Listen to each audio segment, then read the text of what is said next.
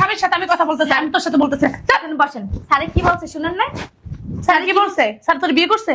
আমার কাছে আসছে থাকতে, আর এতক্ষণ যা আমরা করছি না সব ছিল না আমাদের নাটক, আপনাকে বোঝানোর জন্য। আপনি একজন মহিলা হই আপনার কি লজ্জা লাগে না?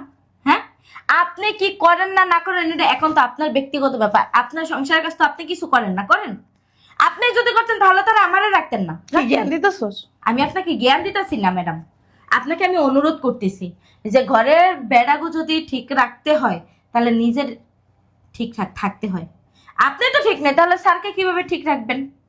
আপনি তো উইরা উইরা বেড়াইতেছেন, ঘরের সম্পূর্ণ কাজ তো আমি করি, আমি তো টায়ার্ড হই না, আপনি কেন টায়ার্ড হন? আপনি তো ঘরে বসে খান আর ঘুমান, আর স্যারকেও যদি আপনি একটু সময় না দেন তাহলে স্যার কই যাইবে বলেন? আপনি যদি আজকে সময়টা দিতেন তাহলে তো আজকে সে কাজের লোকের কাছে আসতো না, আর কাজের লোকের কাছে আসা আপনার কত বড় একটা লজ্জাজনক বিষয় আপনি কি বুঝতে পারেন বলেন? আজকে আমার কাছে না এসে যদি বাইরের মানুষের কাছে যাইতো তাহলে আপনার কেমন লাগতো?